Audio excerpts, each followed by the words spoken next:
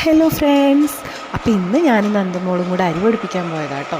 അപ്പം നമ്മുടെ അരിയായി പൊടിക്കുന്നത്. ഞാൻ കുറച്ച് നേരം പിടിച്ചു കൊടുത്തിരുന്നു കവറ്. പിന്നെ എനിക്കങ്ങ് തുമ്മൽ വന്നിട്ടോ വയ്യ. അപ്പോൾ ഇത് ഇവിടുത്തെ ഒരു പഴയ മില്ലാണ് കേട്ടോ. അപ്പം ഞാൻ ആ കവർ അവിടെ കണക്ട് ചെയ്ത് വെച്ചു. നന്ദമോൾ പുറത്തിരിക്കുക കേട്ടോ. അപ്പോൾ ഇതാണ് കേട്ടോ ഇവിടുത്തെ മില്ല്. ഫുള്ള് ഡാർക്കാണ് കേട്ടോ, ഒരുപാട് ലൈറ്റ്സ് ഒന്നുമില്ല.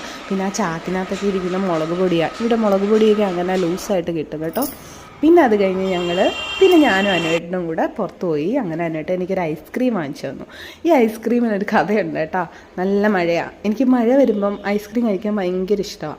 അപ്പോൾ എല്ലാ വട്ടവും എന്നെ അനുവേട്ടൻ ചീത്ത പറയുക ചെയ്യുന്നത്. ഈ വട്ടം പിന്നെ എൻ്റെ വാശിക്ക് നിന്ന് തന്നു കേട്ടോ. അപ്പോൾ എല്ലാവരും കുടയൊക്കെ പിടിച്ചിട്ട് പോകുന്നു. അപ്പോൾ നല്ല മഴ പെയ്യുന്ന കേട്ടോ.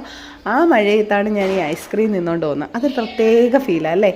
എത്ര പേർക്ക് ഇഷ്ടമാണ് അങ്ങനെ ഐസ്ക്രീം മഴയത്ത് കഴിക്കാനായിട്ട്?